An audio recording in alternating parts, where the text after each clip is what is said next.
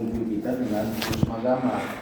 Ya, kita kan sudah menjelaskan ya konsep apa itu adil, kemudian konsep Tuhan. Ya, ini masih kaitannya dengan dua isu tadi dengan isu pluralisme agama. Nah, di konsep adil kita sudah memahami bahwa Islam satu-satunya agama yang berhak mendapat ataupun yang berhak disebut sebagai adil dengan segala konotasi makna adil tadi. Artinya kalau kita lihat makna adil yang 4 itu bisa dirangkum oleh dalam makna Islam, kan begitu ya. Nah, kira-kira dari sana baru kita mengatakan bahwa selain Islam tidak berhak disebut sebagai adil. Nah, artinya kalau dia tidak berhak disebut adil, ya, kalaupun disebut agama, akan tapi bukan dalam makna realnya, ya, bukan makna sesungguhnya bahwa dia sebagai adil. Ya, makanya kita katakan Islam sebagai satu-satunya agama yang benar. Nah, ketika di adil kita katakan Islam satu agama benar dan kita kaitkan dengan konsep Tuhan, siapa yang kita maksud Tuhan dalam Islam, maka begitu masuk dalam pluralisme agama ini sudah sangat jelas sekali. Ya, jelas-jelasnya apa? Bahwa Islam menolak konsep pluralisme agama. Nah, tanya, apanya yang salah dengan pluralisme agama?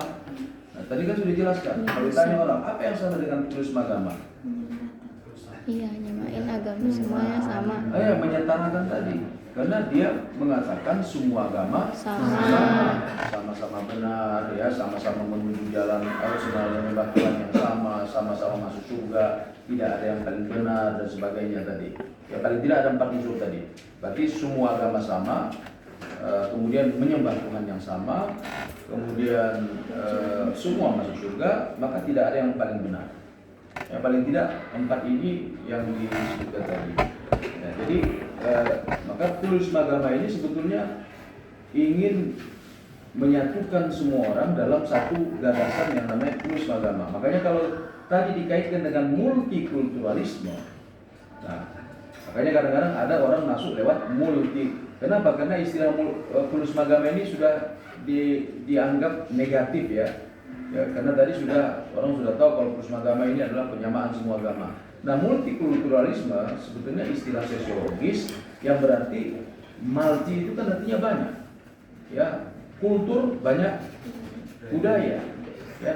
Jadi kita mengakui multikulturalisme atau kalau kita sebutkan tadi ada pluralitas, ya, ada pluralisme. Nah, kalau pluralisme sebagai pluralisme sebetulnya tidak ada masalah. Ya, kalau kita lihat secara sosiologi, ya, pluralisme tidak ada masalah. Ya, mana ini slide saya. Nah, pluralism is a political, sociological theory of society. It recognizes various kinds of organizations present in the state like religious, political, social. Pluralisme adalah sebuah teori sosiologi politik tentang masyarakat yang mengakui beragam jenis organisasi yang hadir dalam sebuah negara. Nah, bisa organisasi berupa agama, bisa berupa politik, bisa berupa sosial, bisa berupa macam-macam. Ya, apalagi samping agama, ekonomi, politik, ya, budaya dan sebagainya. Artinya seperti kita di ekonomi. Ya, mungkin afiliasi politik kita berbeda. Ada yang mungkin Nasdem, mungkin ada yang PKB, ada PDIP, ada P3. Katakanlah, kalaupun ada apa? Nah, ada PSI mungkin, wallahu alam, alhamdulillah. Oke, baik ya.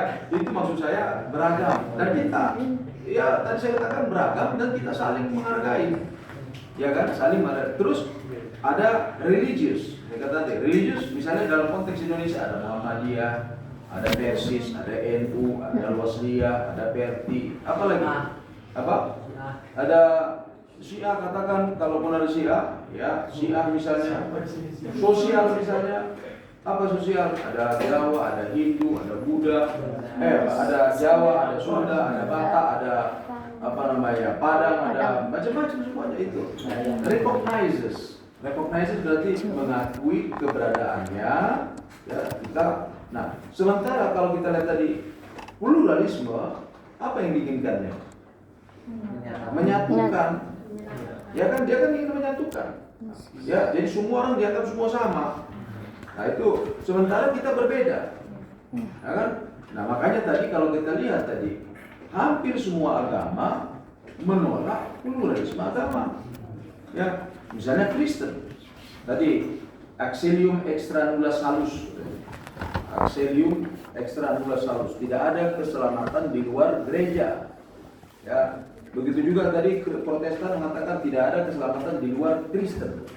Artinya mereka menganggap orang yang di luar Kristen adalah Salah. berdosa. Kita dianggap sebagai domba yang sesat misalnya. Ya. Tapi ya, saya kalau dianggap domba sesat, saya katakan saya lebih senang dianggap domba sesat daripada domba yang tidak tersesat. Berarti anda anggap saya sebagai orang Kristen dong. Ya kan? Saya nggak mau. Nah, jadi mereka menganggap kita sesat misalnya. Never mind. Ya nggak ada masalah. Nah kita menganggap mereka sebagai ya kita sebagai Muslim menganggap orang di luar agama kita sebagai kafir. Ya, tapi mereka selalunya mereka nggak terima kalau disebut mereka kafir. Ya. Tapi kalau mereka kita disebut mereka tadi domba sesat atau mereka sebut dari perspektif mereka kita kafir. Kalau saya sih gembira. Ya, kalau saya akan gembira kalau mereka sebut kafir dalam arti tidak beriman pada agama mereka. Ya karena memang saya tidak beriman. Nah harusnya mereka juga senang dong dianggap kafir. Tapi mereka nggak mau. Ya. Nah ini masalahnya. Ya. Apa? Ya itu yang menjadi masalahnya kemudian dianggap bahwa seolah-olah pernyataan kafir kepada orang lain dianggap sebagai bentuk eksklusivitas kita. Padahal mereka juga punya istilah sendiri kepada kita. Ya, sebagaimana orang Buddha, orang Hindu, mereka punya istilah tersendiri. Orang yang di luar agamanya pasti salah dan sebagainya. Nah ini yang harus saling tadi, kalau kita bicara tentang multikulturalisme, harusnya kita saling menghargai tadi. Ya, misalnya orang Hindu, mereka melakukan ibadahnya dengan segala baik, ya sudah, kita nggak intervensi. Begitu juga kita sebagai Muslim, orang Kristen dan sebagainya. Nah, masalah pluralisme agama tadi itu adalah ketika mereka ingin menyatakan bahwa semua agama sama dengan beberapa dalil tadi. Nah, ini saya sebut beberapa syubhat kaum pluralis. Nah, diantaranya kata mereka misalnya semua agama sebenarnya menyembah Tuhan yang sama, hanya caranya saja yang berbeda-beda. Ini benar atau salah? Salah. Di mana salah? Karena Tuhannya nggak berbeda, Pak. Tuhannya berbeda. Berarti Tuhan orang Islam beda dengan Tuhan orang Kristen. Kalau dari pemikiran Kristen beda. Nah, jadi Tuhan kita bukan Tuhan orang Kristen juga. Bukan. Kalau Tuhan kita bukan orang Kristen, berarti banyak Tuhan. Kita juga mengakui dong kalau gitu banyak Tuhan. Ada Tuhan orang Kristen, Oh iya, ada Tuhan maksud Islam. saya. Makanya harus kita dudukkan dengan baik. Kalau kata mereka kita menyembah Tuhan yang sama, Anda sepakat atau tidak? Tidak. Anda katakan sama.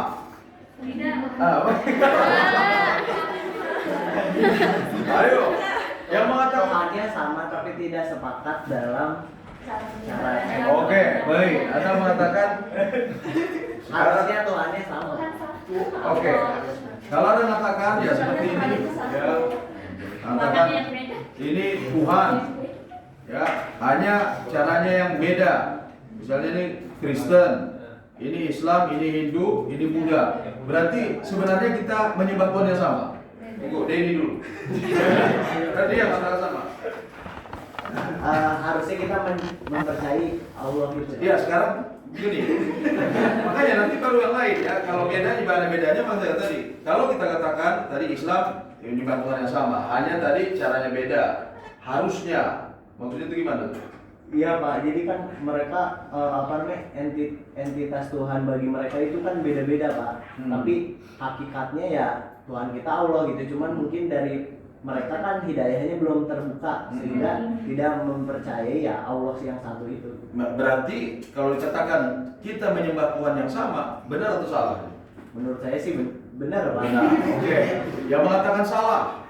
Nah, kira-kira bahwa apakah kita menyembah Tuhan yang sama? Itu yang Ya beda. Pak, tapi beda penyebutannya. Hah? Beda penyebutannya. Berarti kita menyembah Tuhan yang sama. Kita Tuhannya sama, tapi keyakinan mereka nya beda. Ber- Maksudnya kita nyembah Tuhan yang sama, tapi disebut Tuhan itu beda-beda gitu kan. Kalau kita nyebutnya Tuhannya Allah. Ya berarti, tapi tetap saja sama Tuhan yang sama seperti kata Denny. Iya. Betul itu Pak. Betul. Nah, yang menganggap berbeda siapa gitu? Berarti Anda juga setuju. Yang mengatakan beda siapa?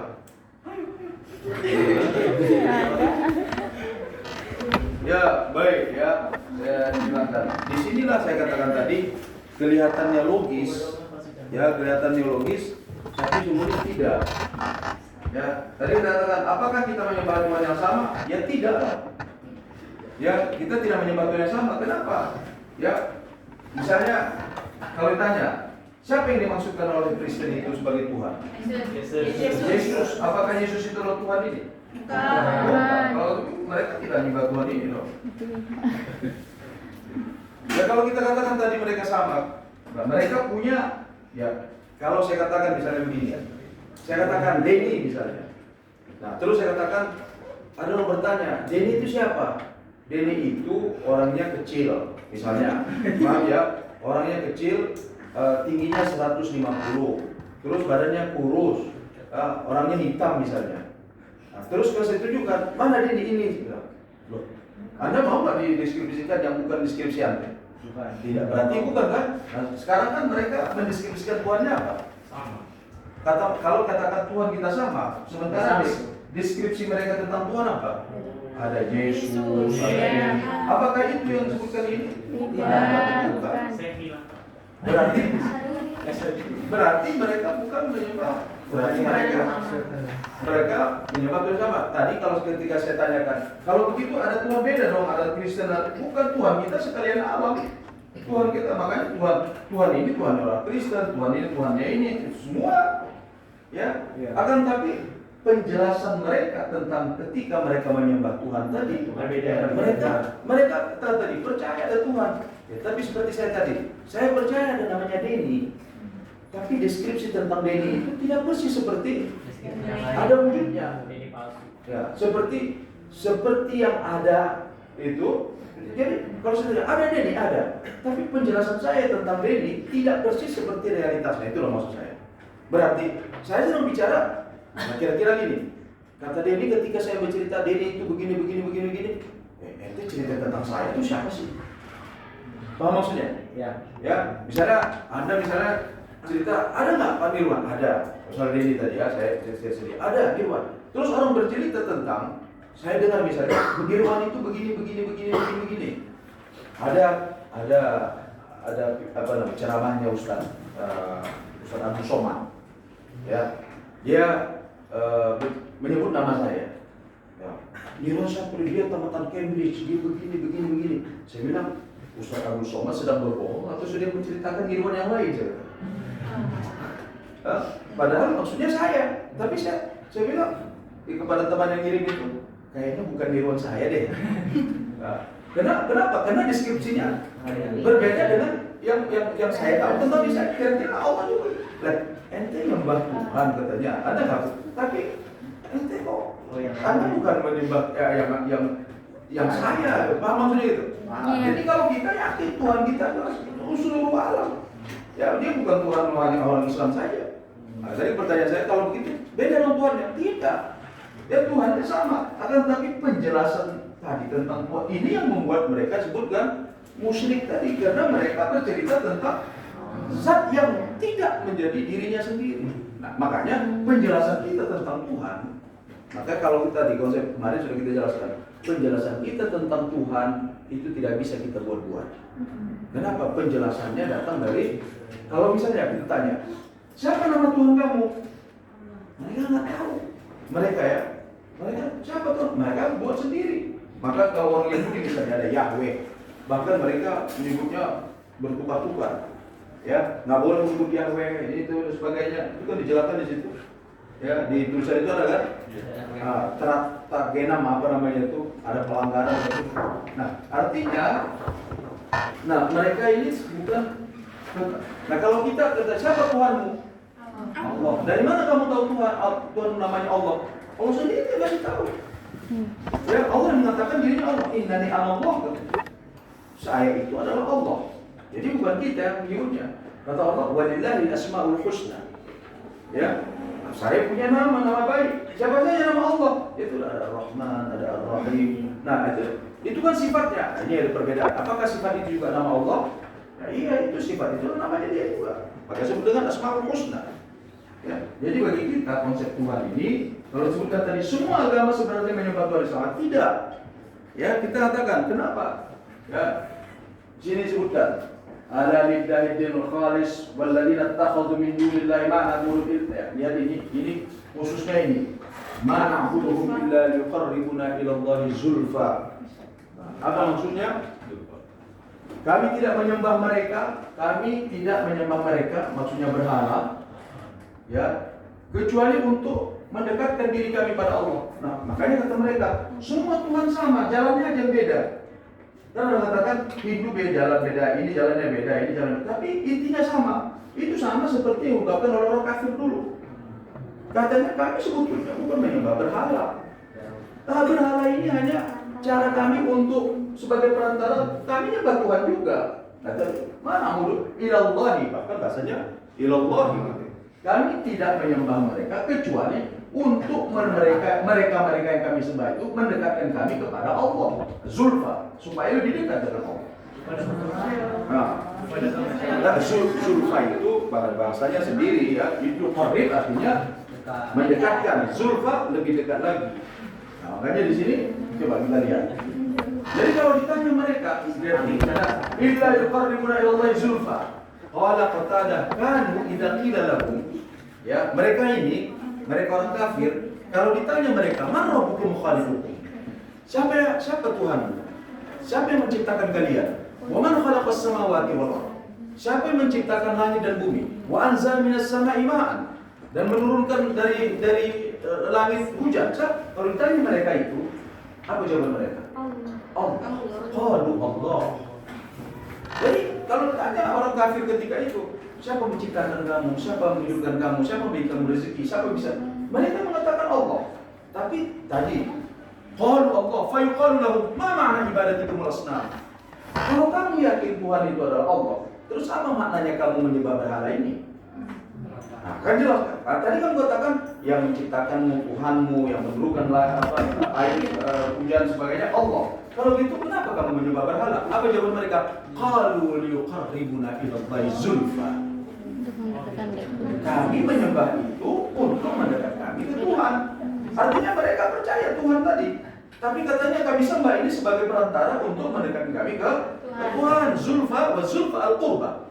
Tadi zulfa itu artinya al-qurba, kedekatan. Ai yuqarribuna ilaihi taqriban, ya, untuk membuat kami sangat dekat sekali.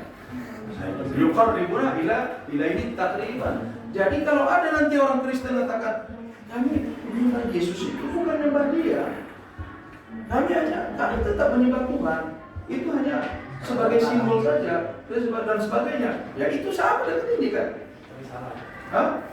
Ya benar sama ya, karena ya, itu sudah jelas sekali, karena makanya menyembah Allah itu tidak dibuat, bahkan oleh Nabi sendiri tidak dibuat.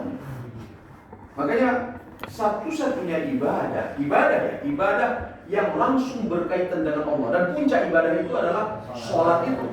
Kita punya ibadah, ada puasa, ada zakat, ada haji, ada sedekah, ada macam-macam. Ini juga termasuk ibadah. Tapi puncak ibadah yang tertinggi itu adalah sholat, ketika kita menundukkan kepala kita ke tanah. Nah, itu puncak ibadah kita. Makanya cara ibadahnya, kalau ditanya, siapa yang bisa menjawab? Kenapa kita harus sholat pakai mengangkat tangan seperti ini? Atau katakan ada yang begini, ada katakan begini? Atau ketika kita sholat, kenapa kita harus baca Fatihah? Kenapa kita harus rukuk seperti ini? Siapa yang bisa menjawab? Kenapa kita harus 3? Kenapa harus 2? Kenapa 1? Rasulullah sendiri tak bisa jawab. Kenapa? Karena memang sama seperti kalau Anda mau ketemu presiden, ada nggak protokolnya? Ada protokolnya.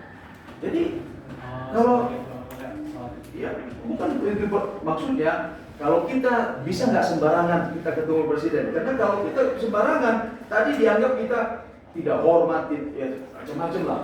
Ada dress code-nya, ada ini. Kalau lagi ada acara presiden itu jelas sekali ada dress code-nya macam-macam. Jadi kira-kira kita, maksud saya, kalau kita ketemu dengan Allah, kenapa harus begini? Ya Allah ingin seperti itu dia dipuji. Ya Allah ingin disebutkan Allahu Akbar. Kenapa tidak? Kenapa? Apa dalam bahasa Arab Akbar itu artinya apa? Besar. Apa kata lain dari Akbar? Aziz. Nah, kenapa kita sebut Allahul Aziz, Allahul Azim, Allahul Jalil? Kenapa tidak boleh? Nggak sah sholat loh. Hah? Karena Allah hanya akbar. Ya, karena saya kata tadi, karena akbar itu mungkin bisa mendeskripsikan tentang Allah, sementara azim kita tidak tahu, mungkin tidak bisa mendeskripsikan Allah. Paham maksudnya? Jadi, tadi saya katakan tadi, kata-kata itu sendiri pilihan dari Allah sendiri. Allah ingin dia disebutkan seperti itu. Ya, Allah dia ingin disebut sebagai akbar. Allah dia, makanya tadi bacaan kita dari awal sampai terakhir Bismillahirrahmanirrahim. Itu bacaan dari ya tadi itu rekomendasi dari Allah semua, bukan dari sekadar bukan dari siapa-siapa. Makanya kita tidak boleh nambahin, tidak boleh mengurangi daripada sholat tadi. Karena itu hak Allah, mutlak punya Allah sendiri. Ya ini kalau kita cerita tadi tentang apakah kita ini kan syubhat, makanya tadi saya katakan tadi syubhat kaum pluralis yang kelihatannya logis tapi sangat menyesatkan. Nah tadi kalau tadi sempat ada katakan, apakah kita menyembah Tuhan yang sama? Kita menyembah Tuhan yang sama. Terus kita katakan, oh tidak. Kalau begitu Tuhan orang Islam beda dong. Tuhan Kristen beda. Kalau begitu Tuhan kamu bukan sekalian alam. Nah di sini kita bisa tersesatkan kalau kita tidak secara logikanya bisa mempertahankannya. Terus Tuhan orang kafir juga Allah. Nah ini Anda bisa temukan dalam tulisannya apa namanya? Ada namanya Muqsid Al-Ghazali. Ya, Muqsid Al-Ghazali itu punya buku ya judulnya Argumentasi untuk Pluralisme Agama. Dan itu disertasi dong. Ya disertasi dan diluluskan. Maka saya juga bingung bagaimana. Itulah ini dari UIN. Memang UIN sumbernya pluralisme agama. Itu jelas sekali. Ya saya tidak bukan buat pindah ya. Nah, tadi dari mana dia katakan itu? Katanya lain sal tahun seperti tadi lain sal tahun. Man khalaqahum la yakun Allah. Jadi kalau Anda menanya mereka siapa yang menciptakan mereka? Mereka mengatakan Allah. La yakun Allah. Lihat kata mereka juga percaya Allah. Ya, mereka katakan juga Allah. Ya. Wala in sa'altum man khalaqas samawati wal arda la yakun Allah. Kalau ditanya mereka, siapa menciptakan langit dan bumi? Mereka akan mengatakan Allah. Berarti Tuhan orang kafir juga Allah kata mereka. Terus, wala in sa'altum man nazzala minas sama'i ma'an fa ahya bil ardi min ba'di mautiha la yakun Allah. Jadi tidak di tiga ayat ini bisa kita lihat seolah-olah orang kafir juga mengatakan Tuhan mereka Allah. Kalau begitu sama dong Tuhan kita. Sama dong Tuhan kita. Nah, makanya tadi di sini kita harus merespon, ya. Ya, kita katakan kaum kufar tersebut hanya mengakui dimensi rububiyahnya Allah. Nah, itu dia. Apa maksud dimensi rububiyah? Dari kata Rabba. Makanya tadi Allah sebutnya Rabbul Alamin. Nah, dari kata Rabb ini rububiyah. Apa itu rububiyah? Makanya kita kemarin kalau baca konsep Tuhan ada kan konsep ada uluhiyah dengan rububiyah. Nah ini pentingnya rububiyah. Anda harus tahu ini. Ya apa rububiyah? Ya tadi ditanya siapa menciptakan langit? Allah. Siapa menurunkan hujan? Allah. Siapa? Pokoknya yang berkaitan. Namanya juga rububiyah itu yang berkaitan dengan pemeliharaan fisik. Ya, makanya doa kita Pakama Bayani. Iya, sebagaimana yang keduanya orang tua tadi kita sebut mendidik, padahal menjaga kita. Ya, menjaga kita enggak ya ketika bayi enggak bisa makan, disuapin, kempesnya dibuka, macam-macam. Ya kita enggak bisa sendiri kan. Makanya dia jaga kita secara fisik. Mama Bayani saghira. Makanya Anda lihat tuh, Rabbighfirli wa liwalidayya warhamhuma. Coba lihat. Warhamhuma. Apa arti warhamhuma? Sayangi keduanya. Maka kasihanilah keduanya. Kalau begitu sebagaimana keduanya mengasihi kami. Harusnya kama yarhamani huma, tapi kan tidak menyebutkan. Harusnya kan kalimatnya sama dong. Kembali. Warhamhuma. Nah, kenapa? Kama artinya seperti kan? Kenapa kok disebut Rabbayani? Kenapa tidak kama yarhamani? Kan sama kan? Ya, keduanya menyayangi, kasihanilah keduanya sebagaimana keduanya telah mengasihani kami. Harus kan sama, tapi kenapa? Sebagaimana keduanya, kalau bahasa Indonesia, mendidik kami. Ya? Hah? Iya, kalau bahasa Indonesia sama, tapi Allah menggunakan robba ini tadi robba. Robba itu artinya menjaga kita, melihara kita, kasih minum kita, nyusuin kita dan sebagainya. Nah, orang kafir itu percayanya pada rububiyah Allah sama seperti iblis. Iblis percaya nggak pada rububiyah Allah? Percaya. Karena dia katakan khalaqtani min narin wa khalaqtahu min tin. Ya, apa artinya? Dia katakan, iblis nih ngomong, engkau ciptakan aku ya Allah dari api. Berarti dia percaya kalau dia diciptakan oleh Allah. Berarti dia percaya pada rububiyah Allah. Tapi disuruh sujud mau gak dia? Gak mau. Itulah dia tidak mau uluhiyah tadi. Sama seperti orang kafir tadi. Paham? Jadi mereka percaya pada rububiyah Allah, maka mereka menolak aspek uluhiyah Allah. Ya itu tadi mereka nggak mau nyembah Allah. Tadi mereka katakan, mereka percaya pada Allah, tapi yang sebenarnya adalah asnam, adalah berhala. Mereka katanya percaya pada Allah, tapi mereka menyembah Yesus misalnya. Mereka percaya pada Allah, tapi mereka menyembah Shiva, Brahma, siapa lagi? Ya, ya kan Shiva bukan Shiva itu. Kalau mereka itu sekarang, masalahnya sekarang orang lagi populer tentang paman. Saya bukan anak kecil lagi paman. Saya bisa jadi calon.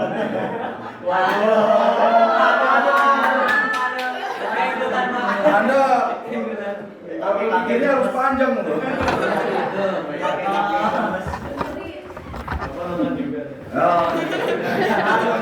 Anak saya yang nonton. Oke, yang ketiga argumentasi mereka, tidak ada kebenaran mutlak, semua kebenaran relatif. Ya kan itu kata mereka tadi, orang naturalistis, semua kebenaran ya benar kan menurut Anda, belum tentu benar menurut saya. Kalau Anda katakan lain dan Allah benar, ya itu kan menurut Anda, menurut saya tidak benar. Ya, jadi kebenaran relatif. Nah ini sekarang ya apa namanya menjadi tren. Nah ini dominasi sekularisasi itu ini salah satunya adalah pada relativisme. Apa itu relativisme? Ya itu relatif, semuanya relatif. Kemarin kalau dalam filsafat ilmu saya cerita ada 3 kelompok anti ilmu. Ada yang disebut dengan relativis. Ya, mereka percaya kebenaran itu bisa diperoleh. Tapi kebenaran itu relatif. Anda benar, saya benar, dia benar, sehingga tidak ada yang boleh mengatakan bahwa Islam paling benar atau Islam satu-satunya benar. Nah, ini maka bagaimana kita menjawabnya? Saya bisa menjawab. Saya kasih hadiah berapa Bibi? Cukuplah untuk ini, untuk sarapan. Ada uang ya, ketika tidak ada kebenaran mutlak, semua kebenaran relatif.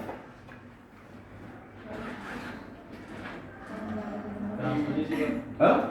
Ya apa jawaban Anda? Sanggahan Anda apa?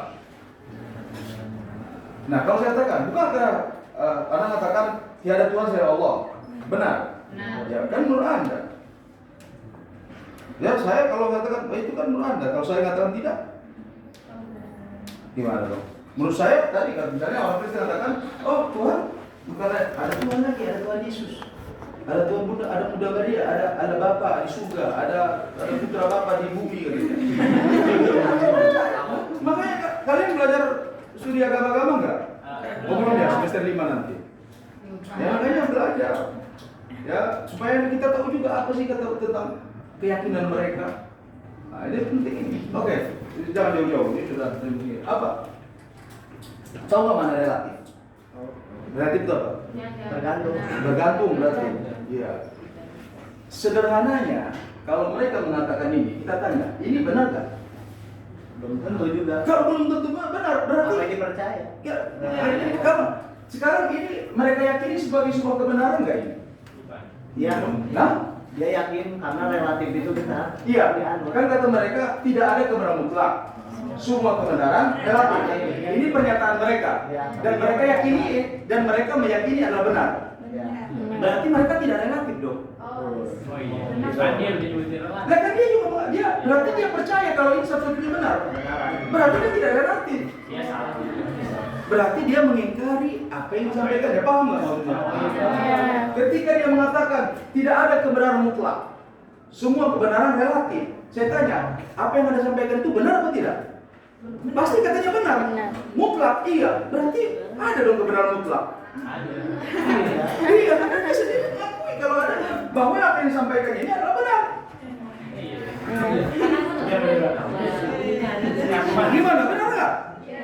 Ini sederhana sekali, kita balik lagi ke dia. Kalau ada yang mengatakan tidak ada kebenaran relatif, tidak ada kebenaran mutlak, kita tanya, itu benar nggak yang Anda sebutkan tadi? Benar, pasti benar. Iya. Kalau begitu Anda yakin dong ada kebenaran mutlak. Ada. Tapi Anda mengatakan tidak ada kebenaran mutlak. Gimana? Berarti betul, ini namanya self defeating argument. Beda dong. Ya ini dalam ilmu logika namanya self defeating argument, argumentasi yang mengukurkan dirinya sendiri. Ya. Nah ini jika tidak ada kebenaran mutlak, maka ungkapan yang menyatakan bahwa tidak ada kebenaran mutlak itu sendiri relatif. Berarti ngapain kita percaya? Ya. Terus menegasikan manusia tidak bisa menggapai kebenaran mutlak sama saja merendahkan kemampuan akal manusia. Kalau kita katakan kita tidak bisa mencapai kebenaran, kan itu kata mereka, dan tidak mencapai kebenaran mutlak, berarti kita merendahkan diri kita sendiri. Padahal kita diberi Allah akal. Katanya mereka tadi menuhankan akal. Tadi dari enlightenment tadi, ya mereka setelah revolusi Prancis dan tadi pertanyaan Nazi tadi ya, Mazia benar Mazia. Mazia dengan Nizi ini kan. Oke. Jadi mereka katanya mengagungkan akal. Tapi pada saat yang sama mereka merendahkan akal. Karena kata mereka apa? Otak manusia nggak bisa mencapai kebenaran. Nah, tidak bisa mencapai kebenaran mutlak. Berarti mereka merendahkan dong. Pengakuan terhadap kebenaran mutlak agama tidak bisa dijadikan dasar bahwa agama ini tidak toleran. Nah ini yang penting nih. Karena mereka mengaitkan kalau kita mengakui agama kita satu-satunya benar, seolah-olah kita menjadi orang yang tidak toleran. Tadi yang disebutkan oleh Muhammad Semaji. Betul tadi ada 3 tadi katanya, ada yang inklusif, ada yang eksklusif. Nah, eksklusif tadi ada yang pluralis. Ya, ada eksklusif, ada inklusif, ada eksklusif, ada yang pluralis. Nah, eksklusif itu dia katakan satu-satunya yang benar. Nah, kalau kita seolah kalau kita mengatakan satu yang benar, lantas kita seolah-olah mengajak orang berantem terus. Saya tanya Anda, babi haram nggak? Haram. Tapi Anda kan ngejar-ngejar babi untuk dibunuh? Anda ngejar babi nggak untuk dibunuh? Enggak. Kenapa? Ya, dia hidup selama dia nggak mengganggu kita. Jadi seolah-olah, maksud saya begini, seolah-olah kalau ada orang berbeda dengan kita, ketika saya mengatakan, wah pandangan saya satu-satunya benar, maka kalau saya berbeda dengan Rizky, seolah-olah ini kan ungkapannya begitu. Soalnya kalau saya meyakini agama saya satu-satunya benar, maka kemudian orang yang di luar sana harus saya bunuh. Tidak ada ajaran Islam mengatakan begitu. Nah ini sekarang yang dipropagandakan orang Israel misalnya. Seolah-olah orang Palestina ingin menghabisi orang, tidak ada sama sekali. Ya, makanya mereka katakan self defense. Ya, harta sebagian pun nggak ada. Hamas itu mereka bukan untuk menghabisi orang Israel, enggak. Mereka itu mempertahankan negaranya, mempertahankan tempat tinggal mereka, mempertahankan hidup mereka. Mereka sebut resistance. Ya, tapi oleh tadi ini kita hidup sedang dalam dunia yang memang dunia gila sekarang. Ya, seolah-olah disebut mereka ini yang dipropagandakan mereka. Hamas ingin menghabisi orang Israel. Hamas ingin melenyapkan orang Yahudi. Sama sekali tidak ada. Bahkan orang Eropa lah yang membunuh orang Yahudi 6 juta loh. Bayangkan, makanya mereka itu sangat trauma sekali yang namanya Holocaust. Karena hampir 6 juta orang Yahudi itu dibunuh oleh orang Eropa. Orang Inggris ada di Inggris, ada di Polandia, ada di Jerman, ada di Rusia, ada di mana-mana. Tapi kenapa kesalahan orang Eropa dialihkan kepada orang-orang yang ada di Palestina? Ini akal kita nggak bisa menerima. Ya itu, jadi mereka seolah kami tersiksa kami ini. Kenapa salahnya orang Palestina? Padahal mereka yang kemudian ketika mereka dihabisi di Eropa, kemana mereka pergi? Mereka pergi ke Maroko, mereka pergi ke Turki, mereka pergi ke termasuk ke Palestina, disambut, hidup dengan damai. Tapi tiba-tiba mereka, ini mudah-mudahan awal dari kehancuran mereka. Ya. Jadi rekan-rekan sekalian, ya.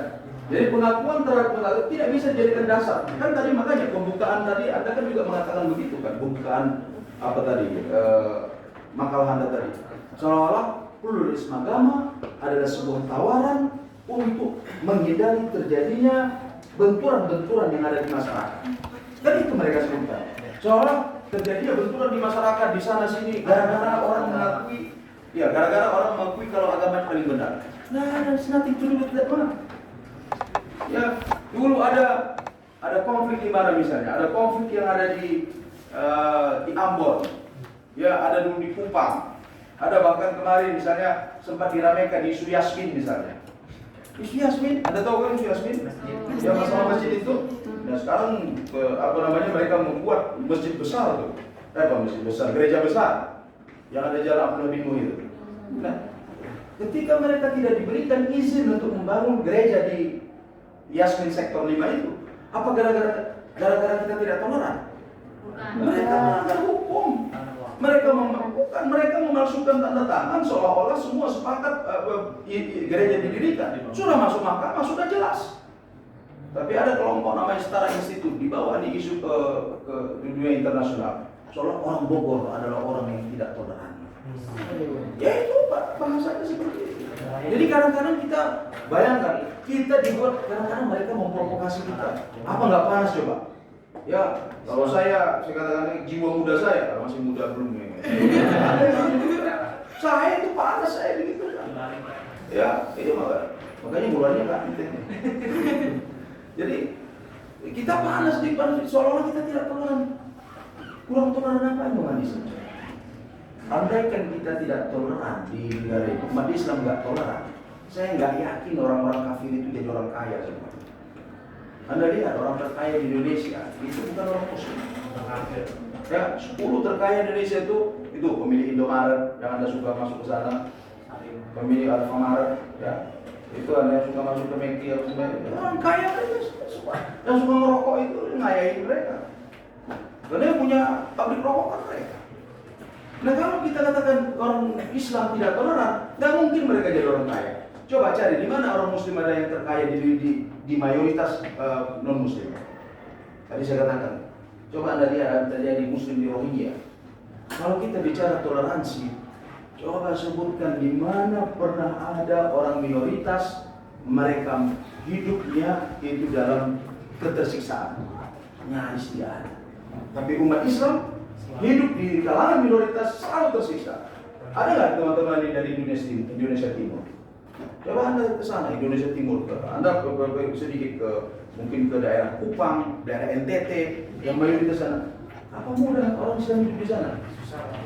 Mendirikan musola aja sulit. Ya jangan kirain seperti yang dibayangkan. Ya, saya katakan tadi, ketika umat Islam yang di Rohingya, di Kashmir, habis. Di pusat peradaban Barat, di Yugoslavia, ya, di sini. Coba nanti Anda cek ya. Saya sarankan Anda baca, ada tulisan belajar dari Muslim kalau ada saya ini belajar dari genosida Muslim di Bosnia. Ini Anda harus baca nih, belajar dari genosida Muslim di Bosnia. Ya betul. Kenapa saya minta Anda baca ini? Ini belajar dari Muslim, refleksi. Karena di sana diceritakan bagaimana Muslim Bosnia ketika itu. Muslim ya. Ini sebelum 90-an. Mereka itu sudah melakukan apa saja. Halloween mereka ikut, Natalan mereka ikut, minum marak, berzina, dan sebagainya. Mereka itu baru tersadar identitasnya itu tadi di awal tahun 90-an. Kenapa? Ketika orang Kristen Kroasia itu menghabisi mereka bunuh. Padahal tetangganya, teman mainnya, perempuan-perempuan yang diperkosa, ada famili gitu misalnya ada anak perempuan yang diperkosa di depan di keluarganya, ada istri yang diperkosa, habis itu ditembak semuanya. 8.000. Saya naik dulu saya. 8.000 umat Islam dihabisi. Itu di Yugoslavia. Mana Yugoslavia itu? Itu pusat peradaban Barat. Dia di Barat, makanya dia cerita hati-hati. Ya, jangan ada sok toleran tadi, toleran. Nanti begitu mereka naik, habis. Dan itu fakta. Nggak usah jauh-jauh, itu tetangga kita tuh. Mana tetangga kita? Singapura.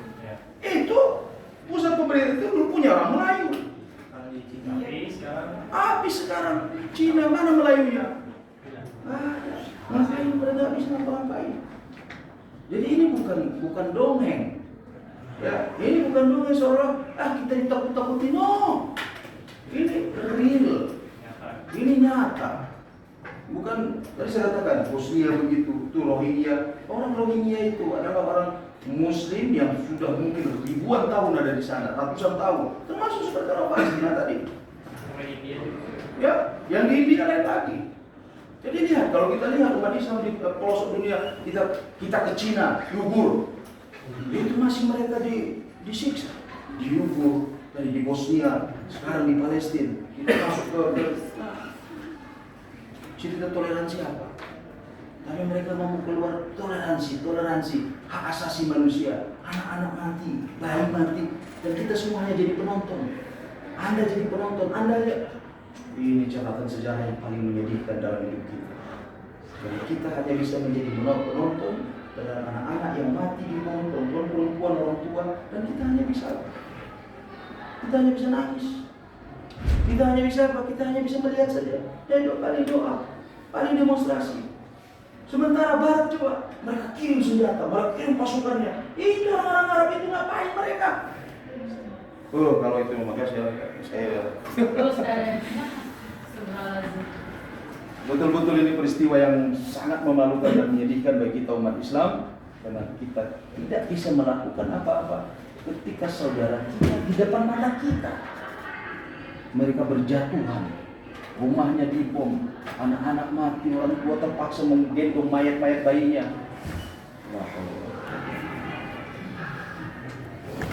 Kayak Anda ini, you have to wake up.